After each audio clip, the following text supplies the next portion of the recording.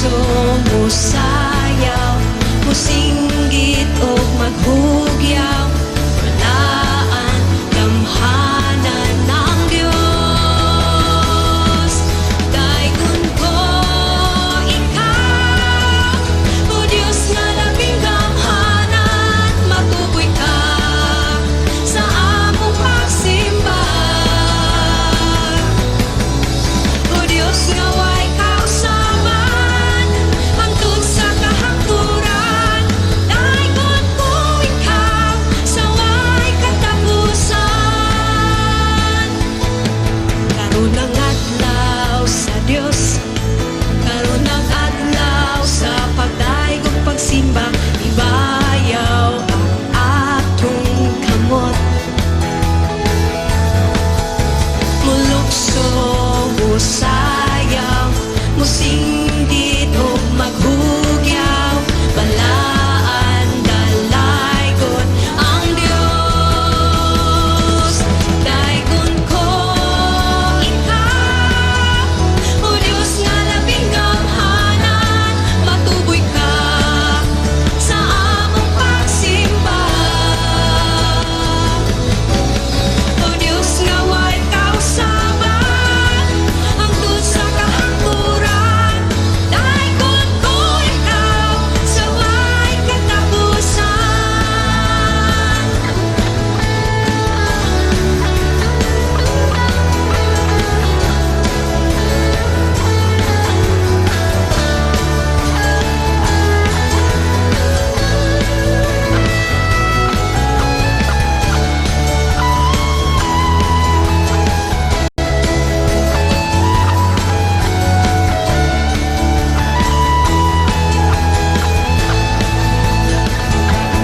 Daigon ko ikaw, o Diyos nga labing gamhanan, matuboy ka sa among pagsimba. O Diyos nga way kausaban, hangtod sa kahangturan. Daigon ko ikaw sa way katapusan. Daigon ko ikaw, o Diyos nga labing gamhanan, matuboy ka sa among pagsimba. O Diyos nga way kausaban, hangtod sa kahangturan. Daigon ko ikaw sa way katapusan. O Diyos nga way kausaban, hangtod sa kahangturan. Daigon ko ikaw sa way katapusan. Daigon ko ikaw sa way katapusan. Daigon ko ikaw sa way katapusan.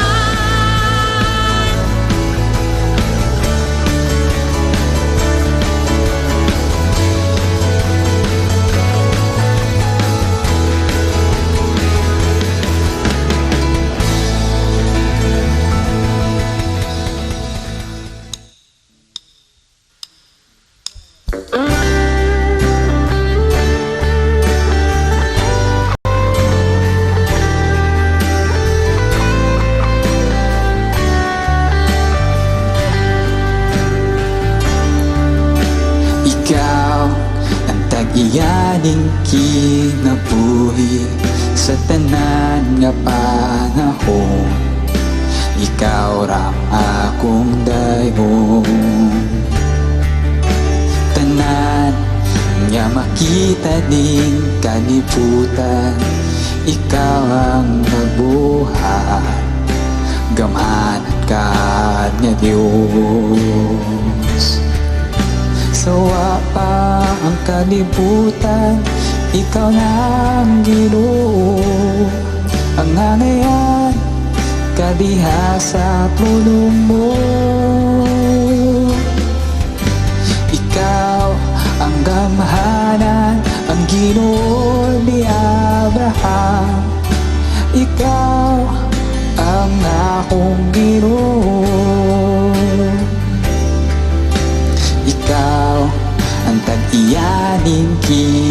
kinabuhi sa tanan nga panahon. Ikaw ang akong daigong,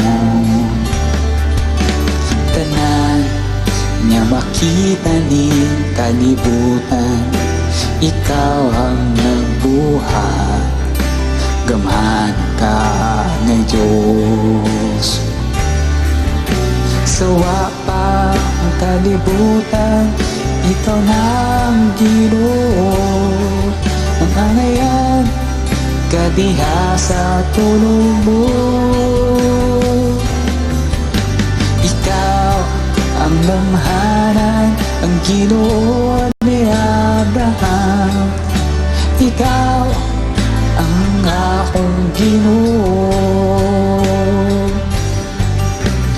Ay, imposible kanimo.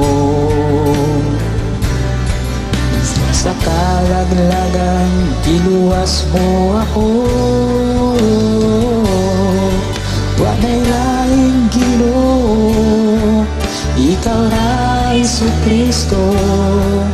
Ikaw ang dayon o pag-asimbahon ko. Sawa pa ang kalibutan, ikaw na ang Ginoo. Aangayan, kadiha sa puno mo. Ikaw ang kamahanan, ang Ginoo ni Abraham. Ikaw ang akong Ginoo. Ikaw ang akong Ginoo. Walay laing Ginoo, ikaw na Jesucristo. Ikaw ang dayon o pag-asimbahon ko. Ikaw ang dayon o pag-asimbahon ko. Ikaw ang dayon o pag-asimbahon ko.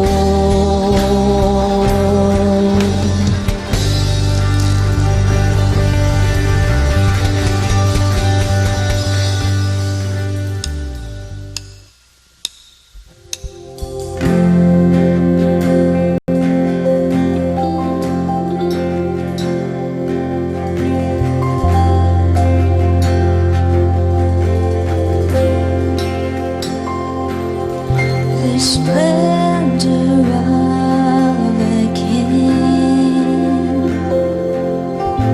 clothed in majesty. Let all the earth rejoice, all the earth rejoice. He wraps himself in light, and darkness tries to hide, and trembles at his voice, trembles at his voice. How great is our God? Sing with me, how great is our God, and oh, see how great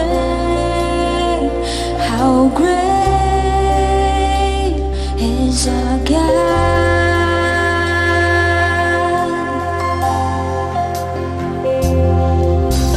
Age to age he stands, and time is in his hands.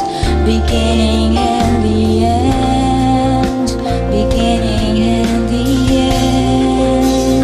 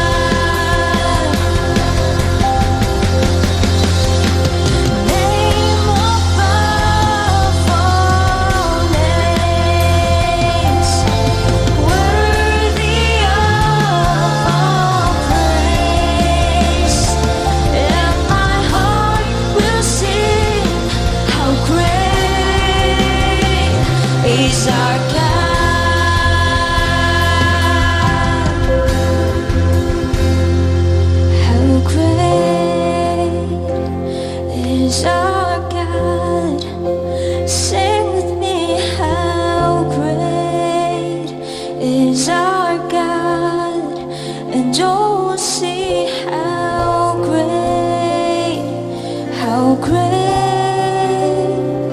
is our God.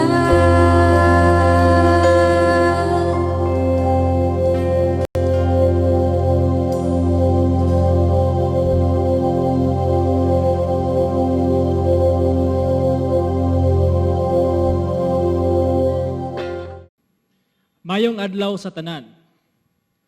Daghang salamat kay ang Dios naghatag kanatog kahigayunan nga atong madunggan nasab ang mga kamatuoran nga ato ang tagaan og pagtagad karong adlaw. Og moadto ta sa trono sa Dios og magaampo ta. Ginoong Dios, ikaw ang amoang giila nga gamahanan, matarong, putli, balaan nga Dios.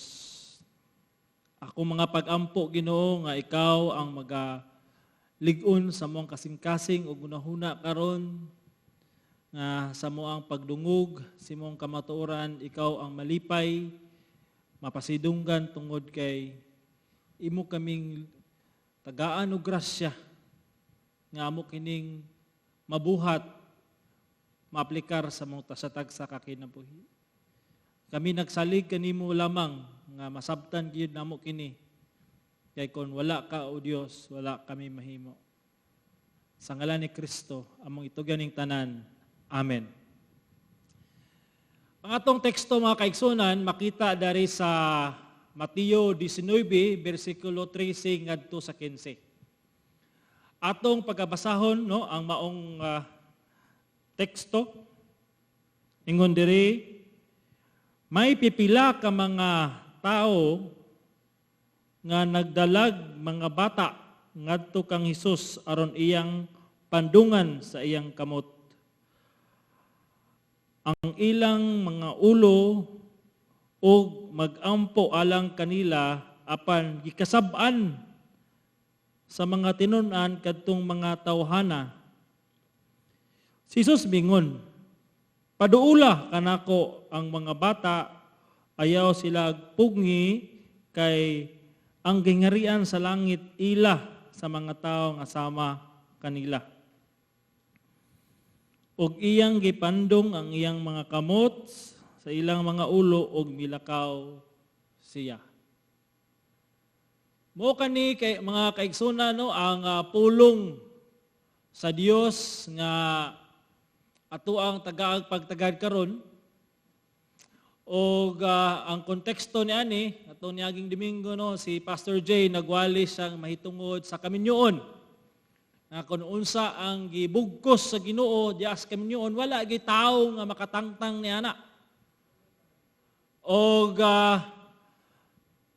ato pong karong susihon ang bunga sa kaminyoon mo kining mga bata. So, sumpay siya.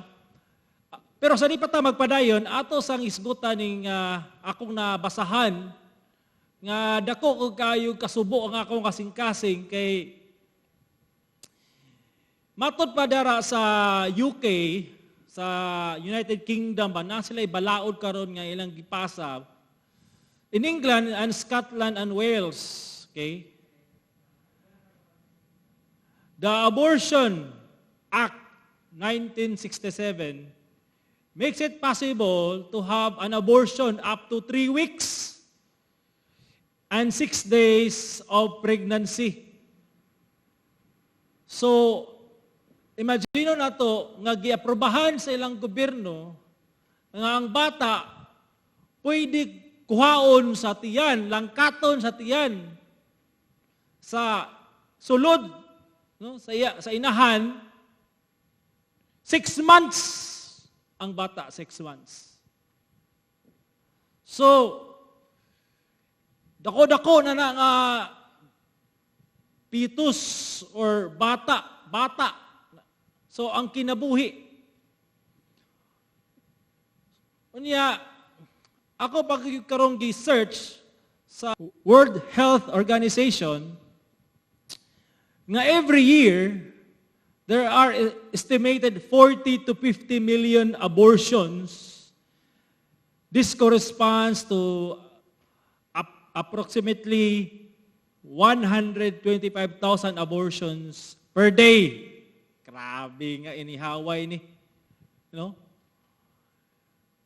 Murder. Nga klaseng ngilngig nga balita. Pero gikonsidera siya sa ato ang kalibutan nga legal. Ang COVID karon namatay estimated mga 500,000 pero layo ra kayo ang COVID sa abortion. Okay? Muni klaro kayo nga pandemic nga dili ka kapugngan tungod kay kani nga pandemic dili man ni virus. Ang sakit ani is ang kasing-kasing sa tao nga dili gayud mo submitar sa kabubuton sa Dios ug ila gayong gituman ang ilahang kagustuhan. Ang pagpatay sa bata sa sulod sa tiyan. Inana na gyud ang ilahang panglantaw sa bili sa bata. The worth of a child. Unsa kabililhon ang bata? No? Naiuban karon nga Black Lives Matter, uban pa mga matter concern sa mga animals, extinction. Pero when it comes to abortion, murag lahi gid ang ilahang panglantaw. Muna nga, ang realidad karon sa kalibutan, nga ang panglantaw sa bata, ubos kaayo. O kaning abortion, nagpailala nga inana na gyud ka ngilngig, ka distorted ang pangunahuna sa tao. No? So busa karon atong tagaag pagtagad ang mga bili sa bata. The worth of a child, the preciousness of a child. Unsa magibili sa bata? Na atong sabton nga ang dari atong makita nga ang bili sa bata dili pinasikad unsay gisulti sa culture or unsay gisulti sa tao. Atong makita nga ang worth of a child is unsay panglantaw sa Ginoo kanila. The worth or bili or preciousness ang kabililhon sa usa ka bata. Atong pagkasugdan. Sa verse 13, ingon dari, unya may mga tao nga nagdala og gagmayng mga bata. So human si Hesukristo nagdiskurso mahitungod sa pagpakigbulag, nagdiskurso siya about singleness, kay na may mga tao nga buot mo bitik kaniya pero wala agayod sila ni saler kay na-explainan mangyod ni Jesus pagtarong og na iya giyong napakita no ang kabubuton sa Ginoo sa ilang kinabuhi. Human yag diskurso na ay mga tao nga biduol kang Hesus nagdala, nagbitbit og mga gagmayng bata. Usa maning mga pataa wala gi specific or wala gyud gi sulti ang pila edad nila pero gagmayng bata. So mga bata nga makugos, mga babies or kung sa tuwa nga pinulangan nga batang masuso or mga maybe 3 below or 4 below, basta mga bata ni sila nga matod pa sa at original gyud nga language is they are described babies. So kung magunahuna mo baby, unsa kay naas yung gunahuna, no? Kuan gina siya, no? Wala pay buot. Mga bata nga wa pay buot, wala pay kapasidad sa pag-determine sa right and wrong, innocent, muni nga klaseng mga bataa. Now, imagine these people no, bringing their child or their babies to Jesus Christ hoping nga unsa man ilang gusto kay aron sila aron ang mga bata maampuan ni Jesus. Now, sa Biblia, sa Salmo 127 verse 3, matod pa diya, ang mga anak gasa og panalangin gikan sa Ginoo. So ang Biblia nagsulti nga kaning mga bata nga gihatag sa Dios, whether matod pa nila na by aksidente, unplanned or unplanned, or planned or unplanned nga bata nga gimabdos o sa kainahan, kana siya gasa, panalangin na gikan sa Dios. So their blessing. Ug mo gini siya ang panglantaw gayud sa mga Hudiyo sa nga ginikanan sa ilahang mga anak, that their child is gift from God.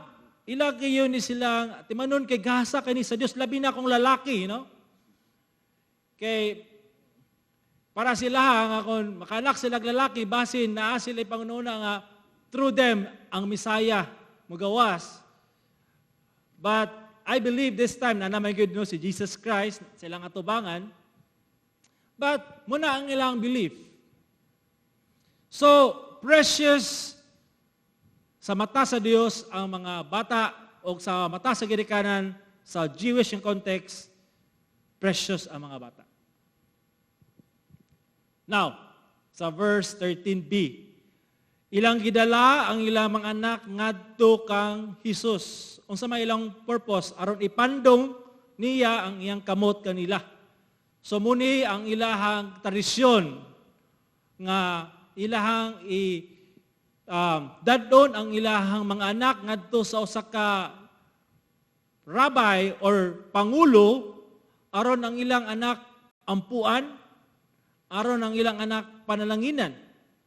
O kung imong tanawon diya sa Genesis chapter 48 verse 8 to 9, mo kani ang gihimo ni Jacob or Israel sa iyahang mga apo nga anak ni Jose. No, matod pa diha sa verse 8 ug 9, sa dihang nakita ni Israel ang mga anak ni Jose, mingon siya, kinsa ba kini sila? Og si Jose mingon sa iyang amahan, sila ang akong mga anak nga gihatag sa Dios kanako dinhi. Og siya mingon, palihog paduula sila karon kanako og panalanginan ko sila. So, praying for blessing gikan sa mga elders is their tradition. Ilahanan ng naandan. Ilabi na gayud sa katong panahon gyud no sa Day of Atonement, no. And demand kaayo ang mga elders, mga rabbis sa pag-ampo sa mga bata.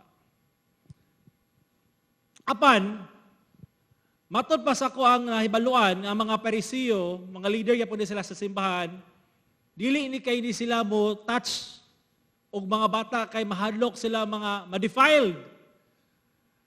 But Jesus Christ, tara na toon niya, makita na to nga si Kristo nihikap, niampo, nipandong gayod sa mga bata, releasing blessing to them.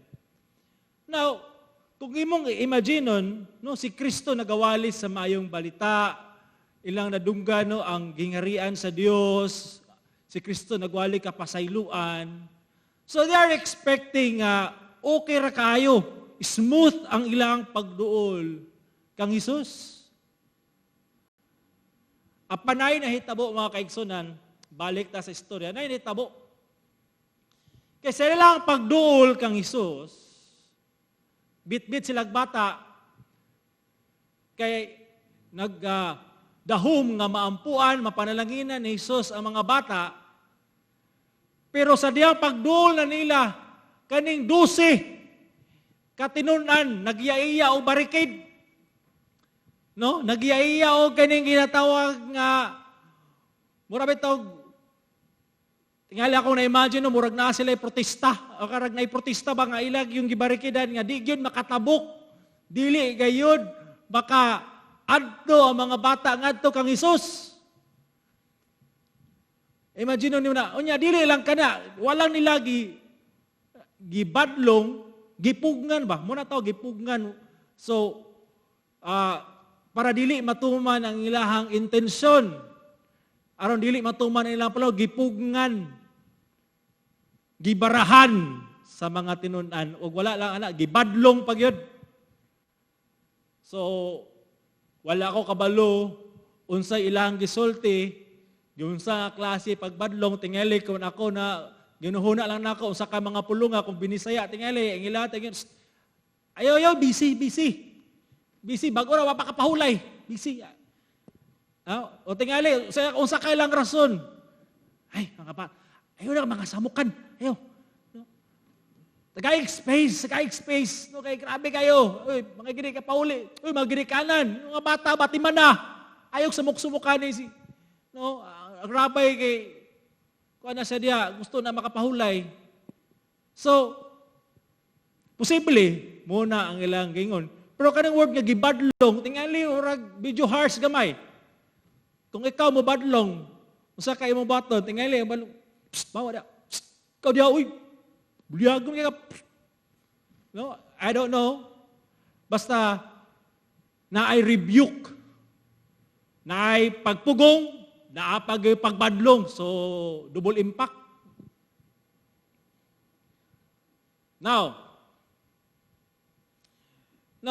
usa kay panglantaw sa mga bata, sa mga mata sa Hudiyo sa panahon ni Jesus. May pangutanan na to. Kaya ngano kay nani ang reaksyon sa mga disipulo ni Jesus? Nganong wala nila tuguti ang mga bata nga makaadto kang Jesus aron mapanalanginan, maampuan ni Jesus.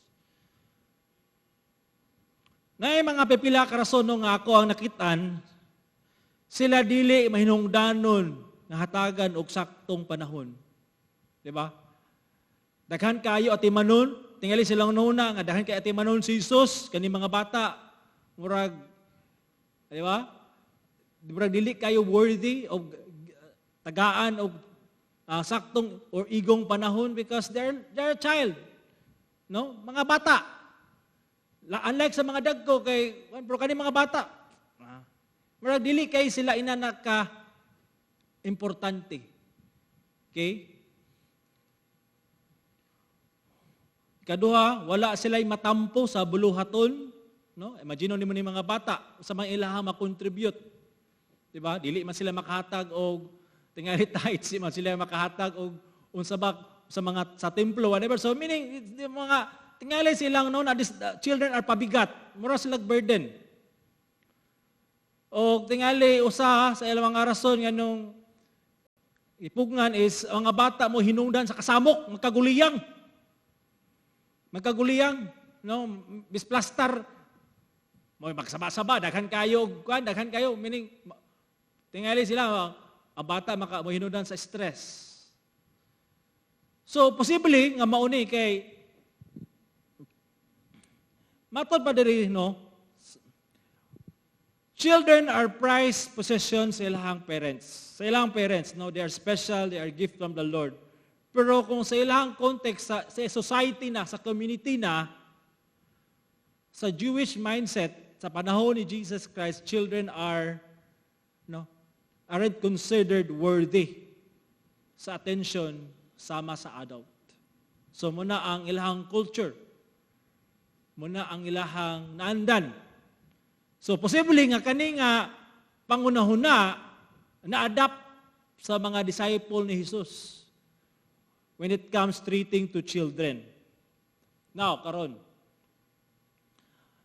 Ikson, pamutanong tika. Giyon sa man yung paglantaw ang mga bata karon. How do you treat them? Usahay, no, kuan kita ni, guilty tani. Although we are Christians, we know that every people matters to God. But there are times that our attitude towards little kids or children is dili gyud maayo.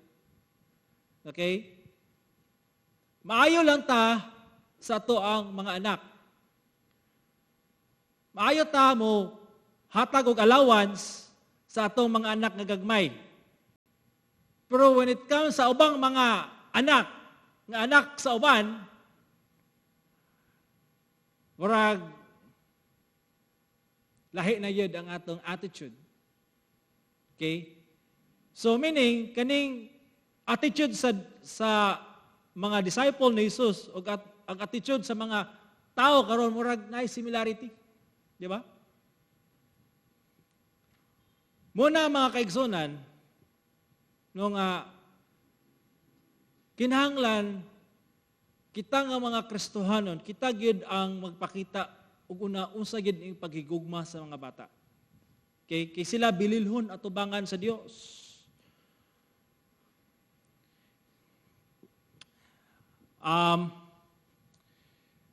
Dito sa balay karon, okay, naay usa ka bata dadto nga gibilin sa iyahang mama tungod kay manarbaho lagi. So kaning bata wa gyud kailani so o gibilin siya. Okay?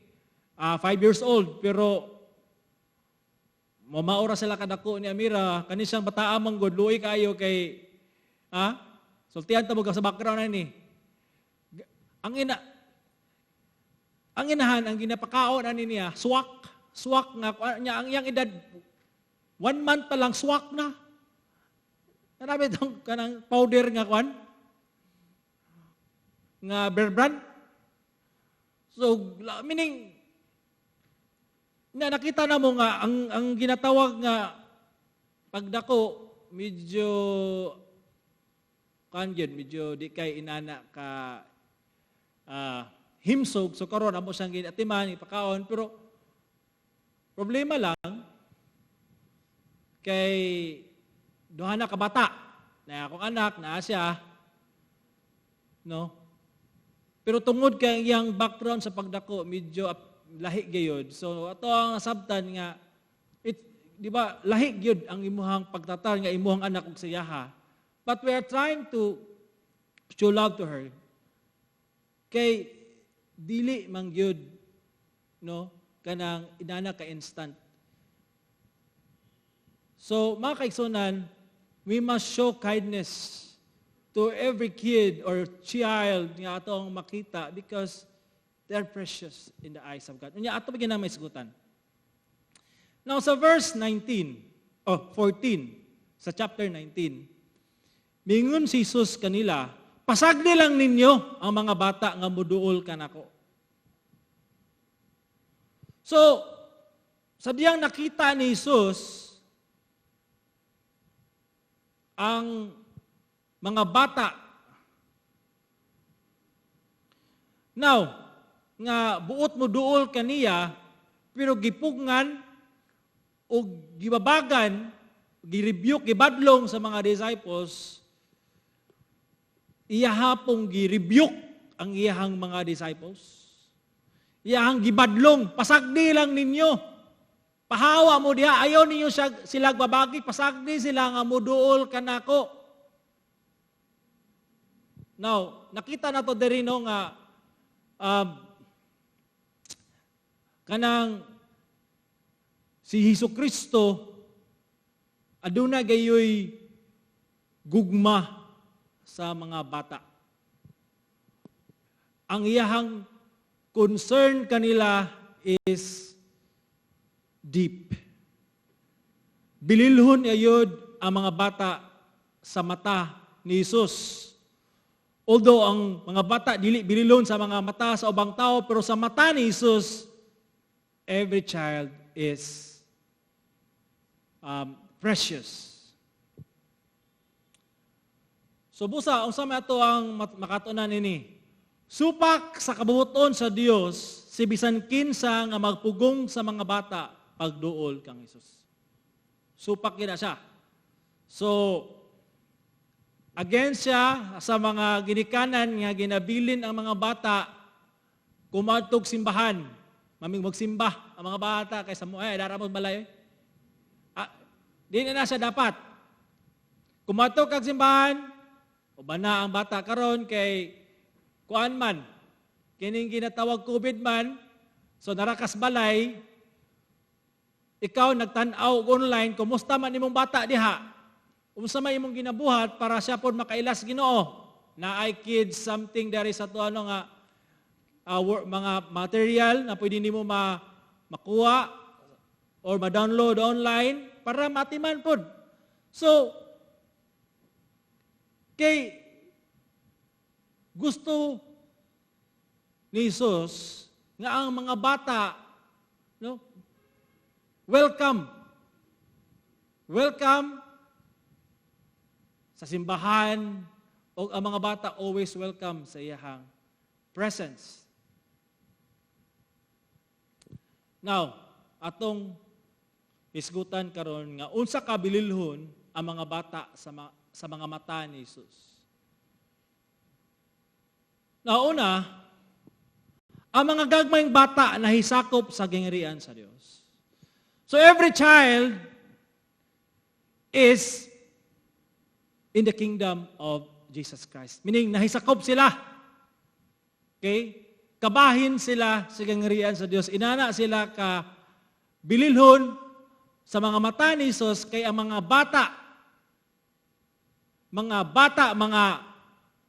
babies are na belong sa iyahang gingharian. Now, klaro kay ano nga ang gingharian sa Dios matod pa diano sa verse 14, ayaw ninyo pungi kay ang sama kanila nahisakop sa paghari sa Dios. They are part of the kingdom of God. So muna ang ato ang gituan gayud nga ang mga bata nga wala pay buot, wala pa kabalo unsay sala, wala pa kabalo unsay right and wrong. Okay, although tanan taos kalibutan naka-inherit og kining original sin, but since these children are not old enough to know unsay tama or say mali, God considers them part of His kingdom. Okay? Matod pa diri sa Deuteronomy 1:39. Ang context ani nga si Moses or si Joshua padulong na sila sa yutang saad. Okay? Kay si Moses ani tiguang na, patabok na sila, so naay instruction ang Ginoo kinsay makasulod sa yutang saad. Kay ang uban nga sige rebuilde, ang uban nga walay pagtuo, walay nga gahayog ulo, wala sila kasulod, nangamatay ito sila. Pero katong nituo, ni salig sa Ginoo, nakasulod. Pero ang pangutana, kinsa pa man ang nakasulod sa yutang saad? Matod pa diha sa verse 39, makasulod usab sa maong yuta ang inyong mga kabataan. Unsa man nga kasing kabataan? Karon nga wala pay buot. So giklaro gyud kayo, no? Nahadlo kamo nga tingalig bihagon sila apan ihatag ko kanila kining yuta o panag-iyahon nila kini. So this is, di ba, Promised Land is the picture of heaven, no? Sa New Testament. So, the same thing. I believe the same principle. Every child nga wala pay buot belong to the kingdom. Na sila'y dapit sa gingharian sa Dios. So katong mga milyones nga mga bata nga gipang patay, gipang tangtang sa tiyan sa inahan, they are enjoying the presence of God in heaven. Klaro kay na sa Biblia. So therefore, bililhon ang mga bata sa mata ni Jesus tungod kay sila nahisakop sa gingharian sa Dios. Wow. Now, ikadua, ang mga gagmayng bata Okay? Sukdanan nga si bisan kinsa buot may sakop sa gingharian sa Dios. So bililo na mga bata sa mata ni Jesus kay ang mga gagmayng bata mo'y sukdanan nga si bisan kinsa buot may sakop sa gingharian sa Dios. No, wala diya giingon sa Matthew pero sa Mark giingon parehas na siya nga story pero mas klaro diri sa Marcos kapitulo 10 versikulo 15. Sapagkat tinuod sultihan ko kamo nga si bisan kinsa nga dili mo dawat sa gingharian sa Dios sama sa pagdawat so sa kagagmayng bata dili gayud siya makasulod niini. So ang bata mao karon ang kinaiya sa bata ang pagka ato padri ang pagka putli ang pagka open no nako gisulat diri ang nagbaton og abli og tinud-anay og mapainobsanong kasing-kasing. Ang bata nagbaton og abli tinud-anay og mapainobsanong kasing-kasing. So kaning mga kaning siya nga klase nga mga kinaiya nga naa sa bata mo kini no ang dapat makita sa tao nga buot makasulod sa gingharian sa Dios. Nga sama sa bata nga wala siya mahimo siyang kagalingon na siya dependence mo usab kana dapat ang makita sa tao nga buot maka panag-iya sa gingharian sa Dios. Adunay pagpaubos, adunay dependence, adunay okay kana bitaw tinud-anay nga kinaiya and openness. So karon makita nato that ang gagmayng bata is mooy sukdanan, maoy ginatawag nga sukdanan sa Dios sa bisan kinsa nga buot makadawat sa gingharian sa Dios. Now kung iyong tanawon kini mga bataa sila nahimong kabahin sa gingharian sa Dios, it is because of God's grace. Grasya ra gyud sa Dios. Unsa man ilang nahimo? Wala. Sila nahimong kabahin sa gingharian sa Dios because of the grace of God to them. Because they are empty, wala gid sila. Meaning, there's no pride, there's no just faith and trust dependence. And dapat kana usab siya nga klase nga kinaiya makita sa tao nga buot makasulod sa gingharian sa Dios. Now, ang pangutana,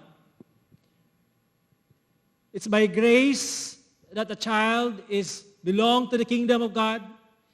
The same thing yapon siya sa tuang ginatawag nga kinabuhi nga ang tao makapanag-iya, maluwas, makahimong kabahin sa gingharian sa Dios. It is all because of the grace of God. Wala na ilain pa. Now, na-survey sa Barna, no, matod pa diri, Christians nga nagununa nga sila born again, ha? Mga born again Christian, mga evangelical nga Christian, na-survey, in survey conducted by Barna Research Group, nearly 1/3 of all born-again Christians, 1/3, stated that good people will go to heaven, whether they have embraced Christ or not. So, kani nga survey, nga daghan kaayo mga tao nga nagpaila nga sila born-again, evangelical, nga ang mga tao makasulod sa gingharian sa langit, whether dito sa kang Isus o wala sa nito kang Isus, as long as kana nga person good, ang pangutana, mo ba kana ang giingon sa Biblia? Matod pa diri sa Salmo 14 verse 2 to 3, ang Ginoo nagsudong gikan sa langit ngadto sa mga anak sa tao sa pagtanaw kung may usa ba nga maalam nga nangita sa Dios. Silang tanan, wala exemption, nasa laag sila nangadunot sa tingob. Walay bisan kinsa nga nagbuhat og maayo, walay bisan usa.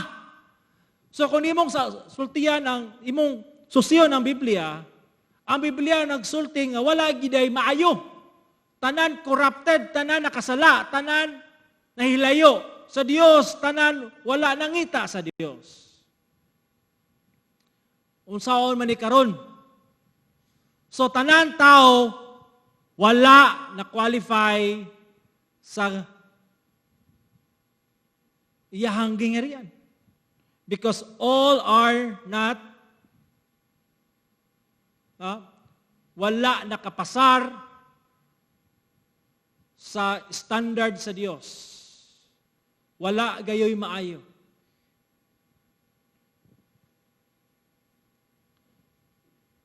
Now,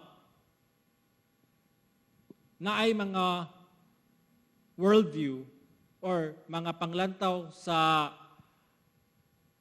kining gitawag bitaw sa tuang panahon karon when it comes to salvation saved by grace. Now, atong sabton mga kaigsunan nga ang kaluwasan grasya ra gyud sa Dios. Okay? Saved by grace. Kaya ang tao, nasabtan nato nga ang tao nakasala batok sa gamahanan, balaan nga Dios, unya ang sala adunay silot. Okay? Unya kaning silot mao ang walay katapusang paghimulag sa tao sa presensya sa Dios. Nga kaning silot walay katapusan, ang sala nahitabo ani kanang ang tao nimong patay, no? Og ang good news is si Kristo miani aron paghatag kanatog paglaom nga siya mitugyan siyang kinabuhi dito sa cross, mibayad sa atong mga sala, siya miangkon sa silot sa Dios. Og kita mutuo kaniya, pag hinulsos tong sala, iyang ihatag ang iyang pagkamatarong ug ang atong tanang sala i-absorb ni Christ dito sa cross sa Kalbaryo. So, salvation is by grace. Okay? But when it comes to salvation na ay mga worldview nga kinahanglan gyud siya nato ibalanse wa. Asa man gyud ani ang imong worldview? Ang kaning Armenian worldview or di sa worldview no? View lang of salvation ang iyang panglantaw sa kaluwasan. Okay? Nga sama sa tao nga nalunod, okay, nalunod nga wala na siya mahimo siyang kagalingon o naitaw nga niitsa sa salbabida, nga ang iya lang buhaton ispilio niya, mo pili siya nga iyang gakson ang salbabida aron siya maluwas. So, naasay choice. Okay? Kung nasa sa saktong pangununa, iya giyong pilion ang sensible nga thing, mao to embrace the salbabida. Kung dili siya mo gako sa salbabida, na iyahan na ng pagpili.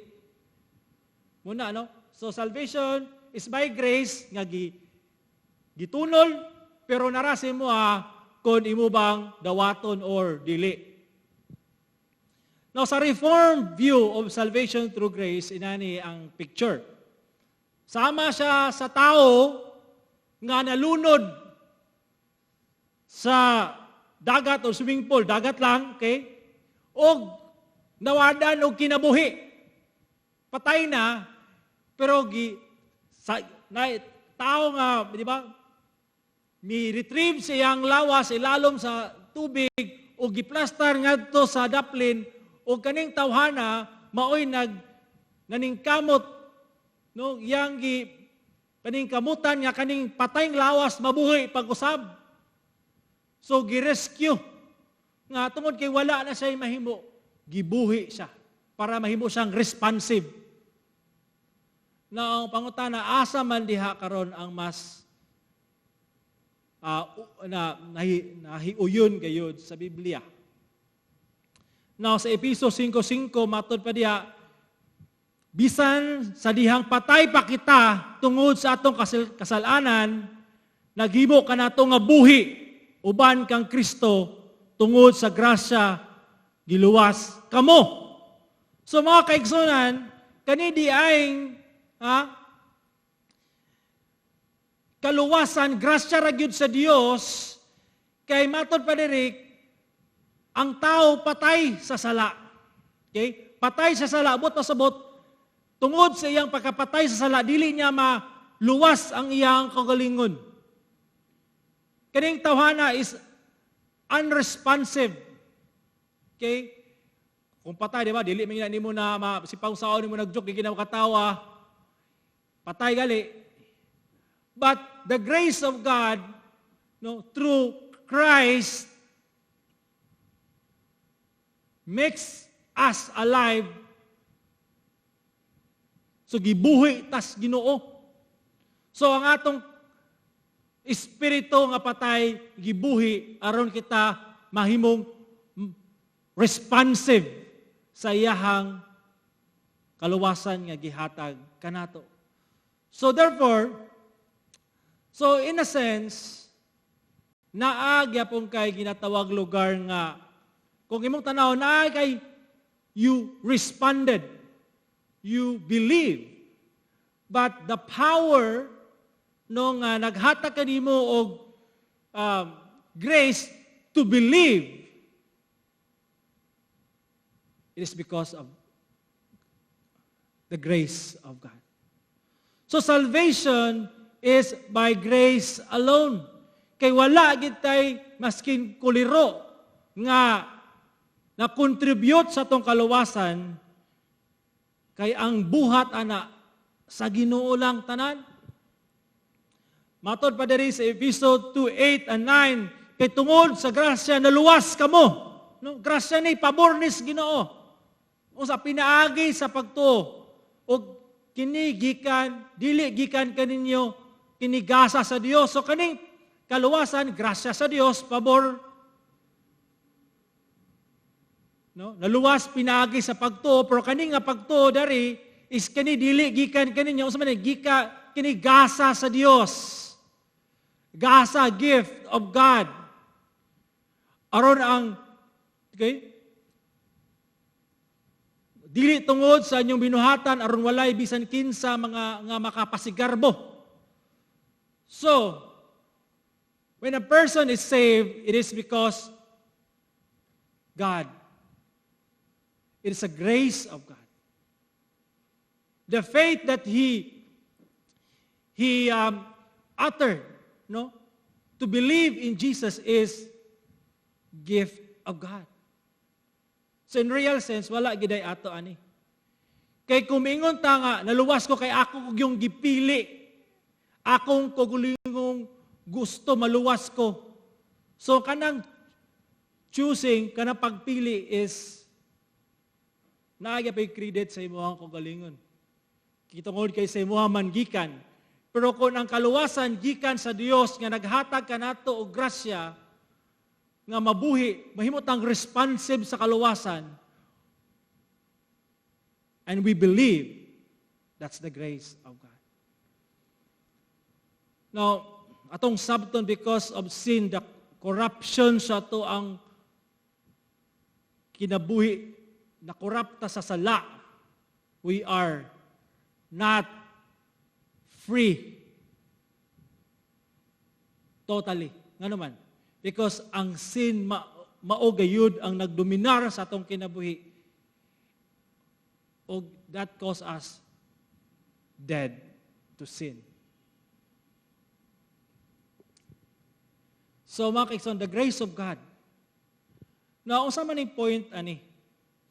Ang point lang ani is this, ang gagmayng bata, okay, o ang nagpakasama sa bata, those who possesses childlike faith, okay, trusting dependence, makapanag-iya sa gingirian sa Dios, dili tungod sa ilang binuhatan o sa ilang naabot, kundi grasya ragayod sa Dios. Muni igsuon, no? Nga makita nato nga it's the grace of God. It's all the grace of God. You are enjoying your salvation. It's not because your own will to be saved. Because it is God's will for you to be saved. Not because you choose God, but because God chose you to be part of His kingdom. Wala gay ato. Singgamay. It's all grace of God. Now, na article no si Martin Luther, God has surely promised His grace to the humbled or katong mga mapainobsanon sama sa bata. Okay? Nga gagmayng bata. That is, to those who mourn over the despair of themselves. But a man cannot thoroughly humble till he realizes that his salvation is utterly beyond his own powers.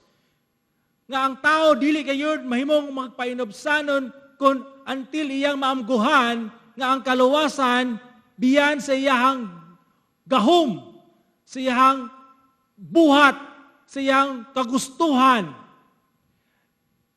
Nga naman, ahaman di gini nakadepende ang atong kaluwasan.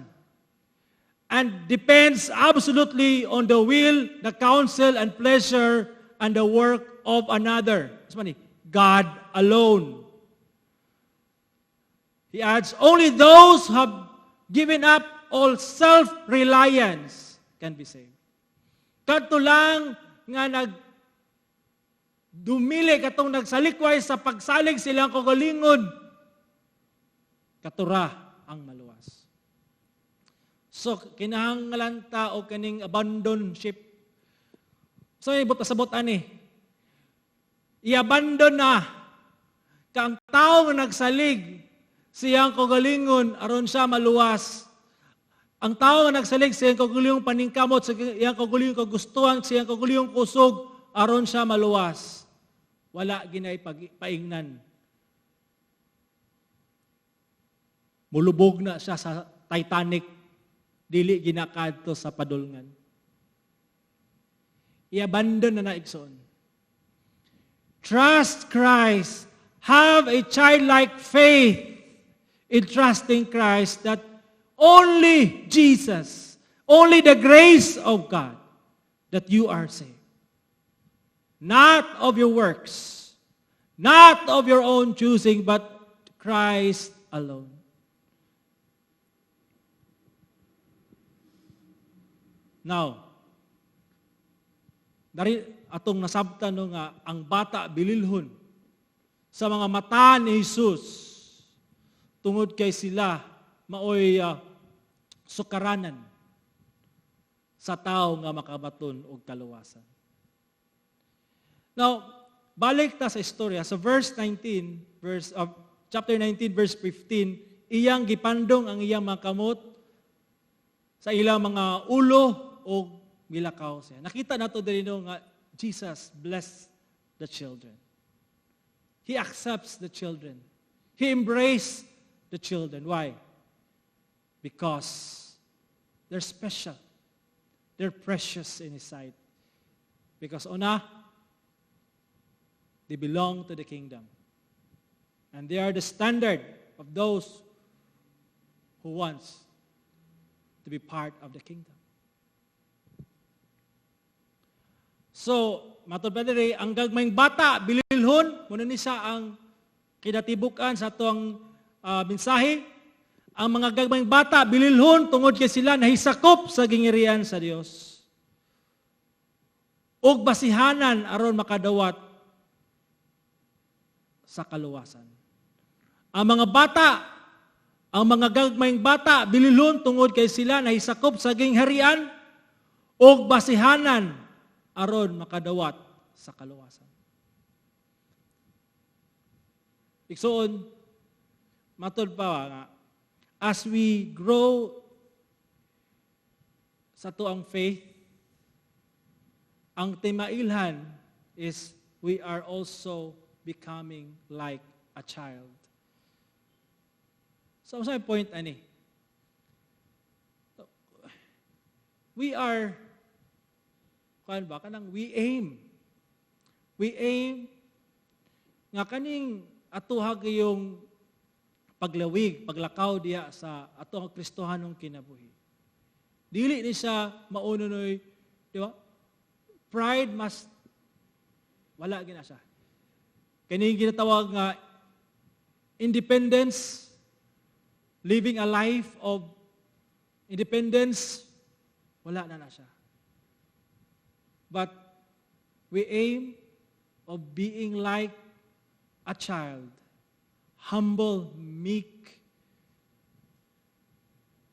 dependent, open, trusting, and a challenge for everyone also, no? Kanato nga naa diri.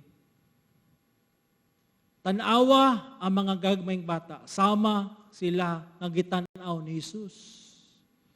So karon kung imo na matigdan medyo lain ang imong attitude sa mga bata, ask God to give you the grace to show them kindness, to show them love, acceptance, regardless kung asa na sila nabilong nga status sa kinabuhi.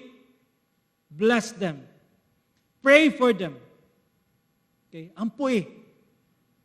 Because this is pleasing in the eyes of God. Let us pray. Salamat, Ginoo, sa imuhang pulong nga gihatag kanamo karon. I pray, God, nga imong ligunon, tabangan, nga kanimong pulong, Lord, ikaw gayud ang mapasidunggan og mahimaya sa amuang kinabuhi.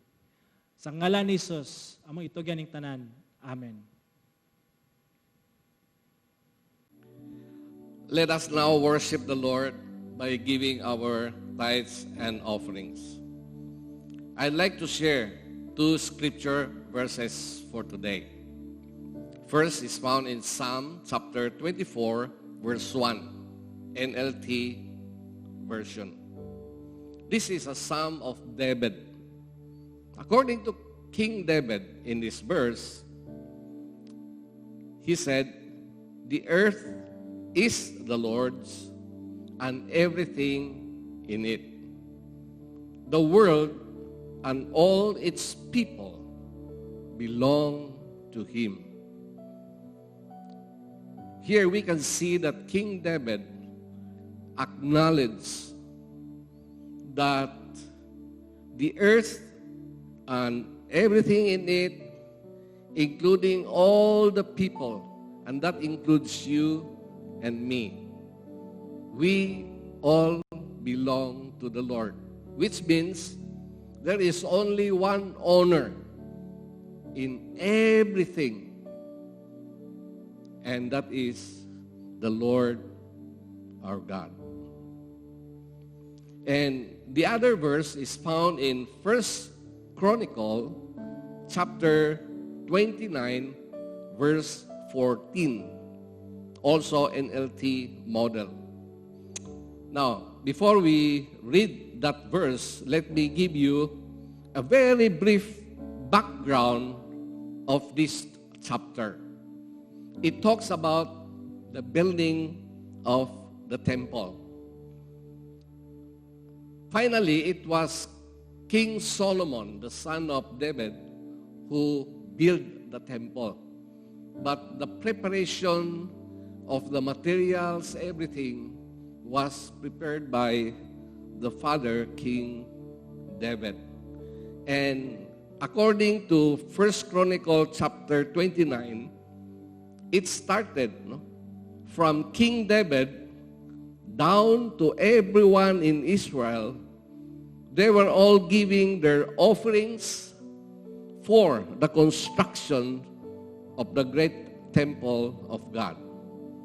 And starting from verse 10, this is the prayer of King David.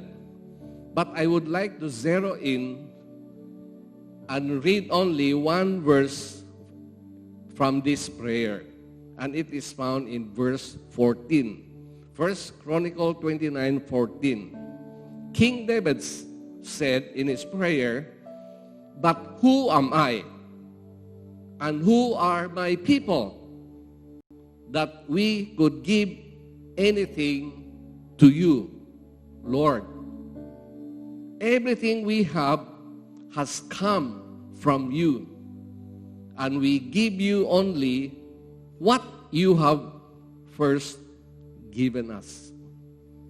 In short, King David was saying that after all, we have not given you anything, Lord, because everything that we have given is not even ours.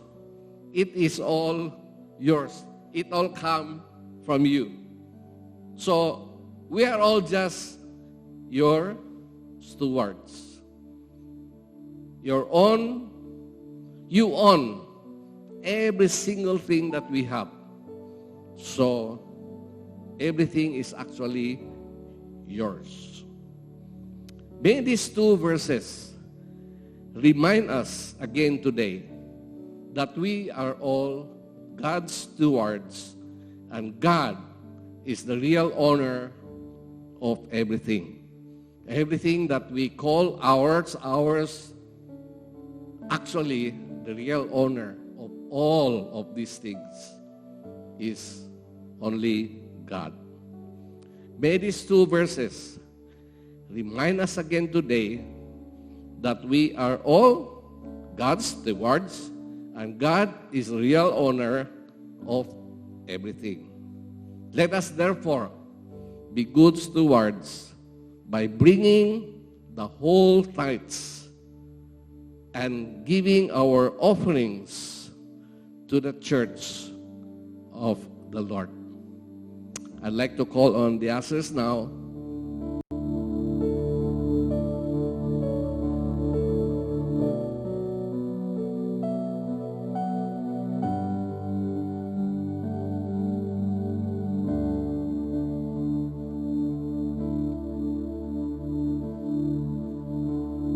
Shall we all pray? Our loving Heavenly Father, we acknowledge that you are the creator and the owner of everything, including us, including every one of us. And we would like to praise and thank you for giving us the opportunity to come together corporately as the member of your church family, your body, to worship you, Lord. Even in our different homes, but corporately united in one spirit, we come to worship you, acknowledging your lordship in our lives. And we also thank you for the privilege that you have given us to give back to you the portion that belongs to you. Although everything belongs to you, Lord, but you have commanded us to give to you that all the tithes and the offerings.